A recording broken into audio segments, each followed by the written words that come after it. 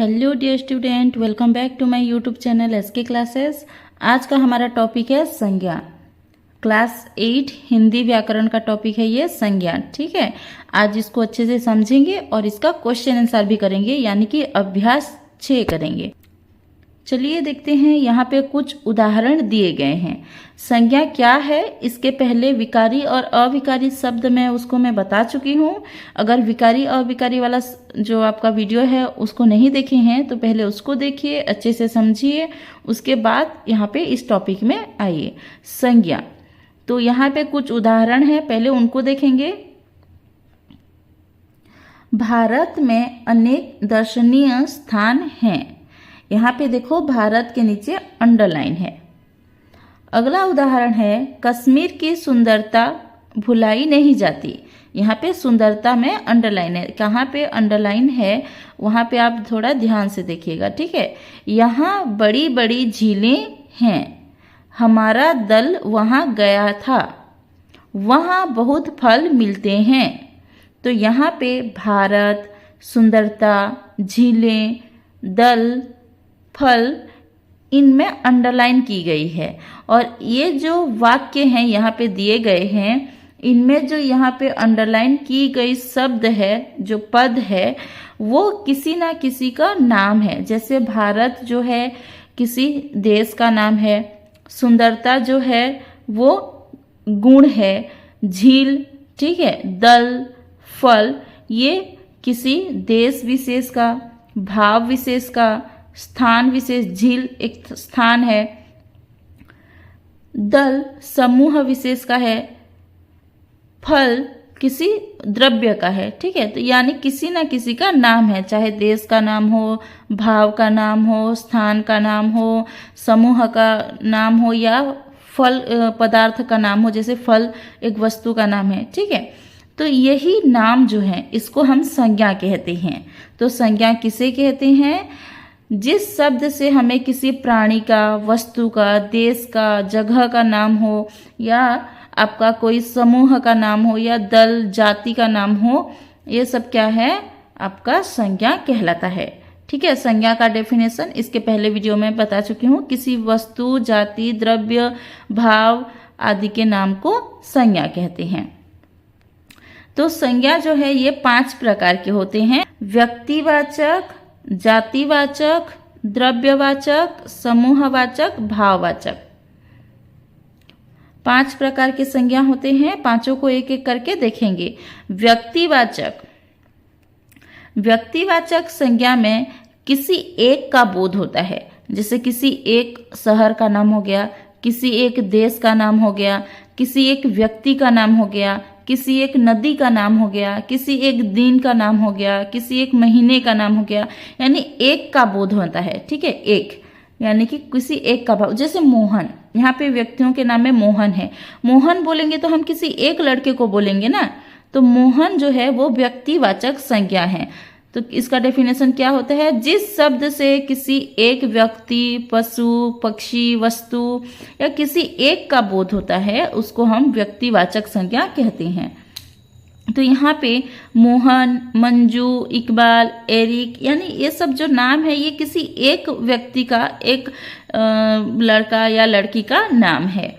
जैसे भारत एक देश का नाम हुआ, अमेरिका, चीन, अफ्रीका, ये सब एक एक देश का नाम है, तो व्यक्तिवाचक में जाएगा। ठीक है, नदियों के नाम जो है महानदी, गंगा, कावेरी, नर्मदा। नर्मदा बोलेंगे तो एक नदी का नाम है। ठीक है, उसी तरह सोमवार, कार्तिक, जनवरी, दशहरा, ईद, क्रिसमस, ये सारे जो हैं एक का बोध कराते हैं, ये व्यक्तिवाचक संज्ञा के अंतर्गत आते हैं। जातिवाचक जो संज्ञाएं हैं वो उसी व्यक्ति, पशु, पक्षी, वस्तु, ये जो है उसी की पूरी जात का बोध कराएगा। यानी अगर लड़का कहेंगे तो पूरे लड़के जात को हम बोल रहे हैं, किसी एक को नहीं बोल रहे हैं, पूरे लड़के जात को बोल रहे हैं ना, तो ये जातिवाचक। लड़की बोलेंगे तो किसी एक लड़की को नहीं बोल रहे हैं, पूरी लड़की जाति को बोल रहे हैं, तो वो जातिवाचक में जाता है। व्यक्ति और जाति को आप ऐसे ही पहचानोगे, अगर एक का बोध हुआ तो व्यक्तिवाचक, पूरी जाति का बोध हुआ तो जातिवाचक। जैसे राम बोलेंगे तो व्यक्तिवाचक संज्ञा होगा, लेकिन लड़का बोलेंगे तो जातिवाचक संज्ञा होगा। ठीक है, उदाहरण देखते हैं, जैसे लड़का, लड़की, युवक, औरत, मर्द, ये सारे जो हैं क्या हैं, जातिवाचक संज्ञाएं हैं। किसी एक पूरी जात को हम समझते हैं, ठीक है। जैसे यहाँ पे देखो, यहाँ पे है मंजू, ठीक है, मंजू, यहाँ पे किसी एक लड़की का नाम है, लेकिन यहाँ पे लड़की, पूरी जाति को हम बोल रहे हैं कि लड़की, ठीक है, और वो मंजू किसी एक का है, तो एक का बोध होगा व्यक्तिवाचक और पूरी जाति का बोध होगा जो जातिवाचक। चलिए आगे देखते हैं और क्या क्या आएंगे। जातिवाचक संज्ञा के अंतर्गत आएंगे शिक्षक, हलवाई, मंत्री, बढ़ई, बाघ, भालू, हिरन, कोयल, कौवा, ये सारे क्या हैं, पशु पक्षी जो हैं वो। जैसे कुत्ता, ठीक है, अगर फॉर एग्जांपल लेते हैं, कुत्ता जातिवाचक होगा, लेकिन अगर उसी कुत्ते का नाम टॉमी है तो टॉमी बोलेंगे तो व्यक्तिवाचक हो जाएगा, ठीक है। आई होप व्यक्तिवाचक और जातिवाचक संज्ञा समझ में आ गया है। और देखो यहाँ पे जातिवाचक में भी वस्तुओं का नाम आता है, जैसे मकान, कुर्सी, घड़ी, पहाड़, नदी, जंगल, ये क्या है, आपके जातिवाचक हैं। जातिवाचक क्यों है, क्योंकि नदी बोलेंगे तो किसी एक को नहीं बोल रहे हैं, किसी एक नदी की बात नहीं हो रही है, नदी यानी पूरी जितनी नदी हैं सबकी बात हो रही है, तो नदी, ठीक है। और यहाँ पे ध्यान दीजिए, घड़ी, कुर्सी, मकान, ये क्यों वस्तु जो चीजें हैं, जैसे किताब, ये सारी चीजें क्यों जातिवाचक होती हैं, मैं इसको आगे थोड़े बताऊंगी। पहले द्रव्यवाचक को समझते हैं, उसके बाद आप आसानी से समझ जाएंगे उसको भी।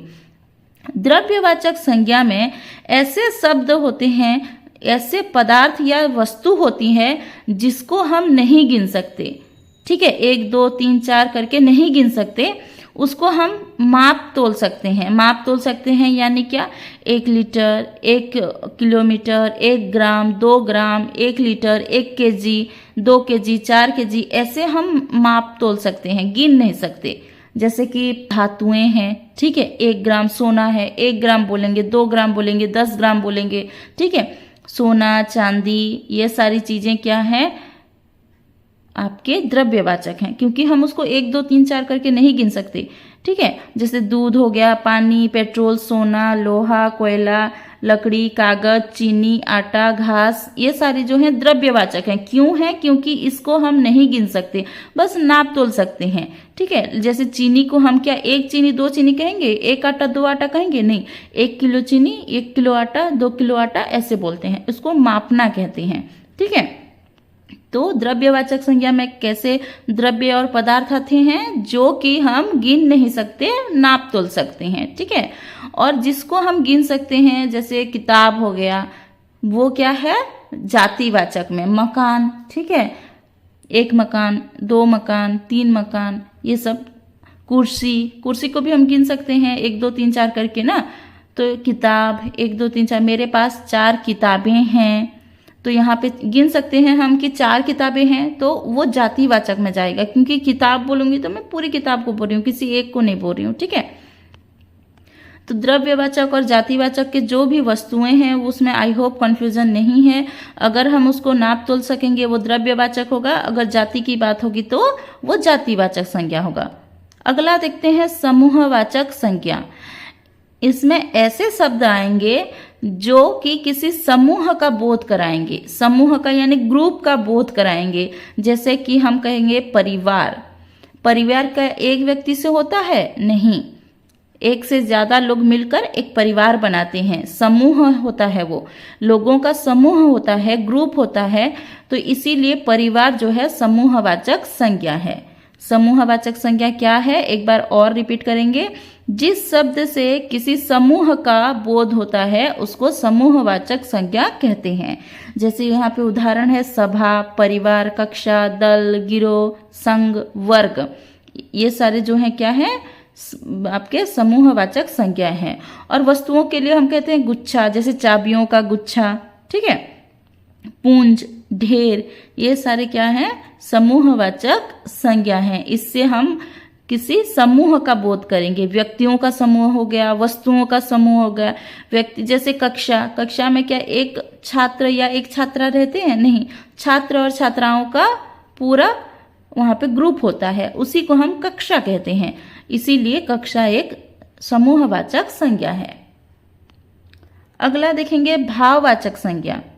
भाववाचक संज्ञा में ऐसे शब्द आएंगे जो कि किसी गुण या अवस्था, धर्म या कार्य व्यापार का बोध कराएंगे।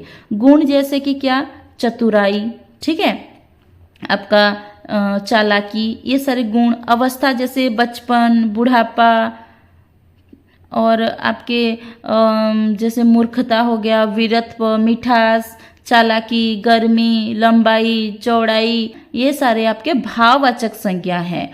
और कार्य व्यापार भी इसमें आते हैं, जैसे कि लिखावट, लिखाई, पढ़ाई, ये सभी भी भाववाचक संज्ञा के अधीन आते हैं।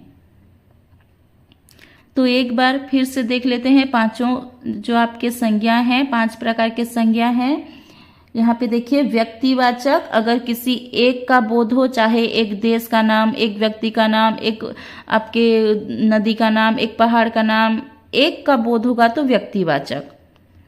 उसके बाद किसी पूरी जाति का बोध होगा तो जातिवाचक, जैसे लड़का हो गया, पुरुष हो गया, स्त्री हो गया, आपका पशु हो गया, पक्षी हो गया, जैसे आपका शेर हो गया, ठीक है। द्रव्यवाचक, इसमें ऐसे वस्तुएं आएंगे जिसको हम नहीं गिन सकते, बस नाप तोल सकते हैं, जैसे कि कोई चाय हो गया, पानी हो गया, चावल, आटा, सोना, लोहा, ये सब। समूहवाचक में किसी समूह का बोध होगा, ग्रुप का बोध होगा, जैसे परिवार, कक्षा, गुच्छा, ये सब। भाववाचक में गुण, अवस्था, धर्म, कार्य व्यापार आएंगे, जैसे कि अच्छाई, चतुराई, चालाकी, शत्रुता, मित्रता, बचपन, बुढ़ापा, और आपका लिखावट, लिखाई, पढ़ाई, ये सब भाववाचक संज्ञा के अंतर्गत आएंगे। आई होप आपको ये 5 संज्ञाओं के प्रकार आसानी से समझ में आ गया है। चलिए अभ्यास की ओर बढ़ते हैं। अभ्यास 6 में यहाँ पे हमारा प्रश्न है कि यहाँ पे जो वाक्य दिए गए हैं, इनमें से हमें संज्ञा पदों को छांटकर निकालना है, यानी कौन कौन से पद जो है वो संज्ञा पद है, उसको हमें निकालना है। चलिए इसका उत्तर देखते हैं। पहला वाक्य है, कौवा काव काव करता है। यहाँ पे संज्ञा पद है कौवा, जो कि जातिवाचक संज्ञा है। दूसरा वाक्य है, मेज पर पुस्तक है। यहाँ पे मेज शब्द है, जो मेज है जो जातिवाचक संज्ञा है, और एक और है पुस्तक, ठीक है। पुस्तक भी क्या होगा, आपका जातिवाचक संज्ञा होगा, दोनों ही होंगे, मेज और पुस्तक। अगला है, कटक में बाराबाटी किला है। इस वाक्य में कटक है जो कि किसी एक शहर का नाम है, इसीलिए वो व्यक्तिवाचक संज्ञा है। उसके अलावा बाराबाटी किला है, ये भी एक किला का नाम है, तो यहाँ पे बाराबाटी किला और कटक दोनों ही व्यक्तिवाचक संज्ञा हैं। अगला प्रश्न है, भारत के उत्तर में हिमालय है। यहाँ पे भारत है जो एक देश का नाम है, इसीलिए व्यक्तिवाचक संज्ञा है। हिमालय है जो एक पहाड़ का नाम है, इसीलिए व्यक्तिवाचक संज्ञा है। प्रकृति की सुंदरता मन को मोह लेती है। इस वाक्य में सुंदरता संज्ञा पद है, जो कि किसी एक गुण का बोध करा रहा है, इसीलिए भाववाचक संज्ञा है। मैंने यहाँ पे संज्ञा का प्रकार भी बता दिया है, ठीक है। आपको बस क्या निकालना है कि संज्ञा पद कौन सा है, तो मेज, ठीक है, कौवा, पुस्तक, कटक, बाराबाटी किला, भारत, हिमालय, सुंदरता, ये सारे पद संज्ञा पद है। आपको उसका प्रकार भी जानना जरूरी है, इसीलिए मैं साइड में उसका प्रकार भी, किस प्रकार का संज्ञा पद है, उसको भी मैंने बता दिया है, ठीक है। आई होप आपको ये क्वेश्चन आंसर आसानी से समझ में आ गया, वीडियो भी आप आसानी से समझ गए होंगे। अगर कुछ डाउट है तो नीचे कमेंट बॉक्स में बताइए। अगर कुछ और टॉपिक्स पढ़ना चाहते हैं तो मुझे कमेंट बॉक्स में ज़रूर लिख के बताइएगा। वीडियो पसंद आया है तो वीडियो को लाइक कीजिए, चैनल पे नए हैं तो चैनल को सब्सक्राइब कर लीजिए। क्लास 8 हो या 9 हो या 10th हो, हिंदी और हिंदी व्याकरण पढ़ना है तो चैनल को सब्सक्राइब करके रखिए।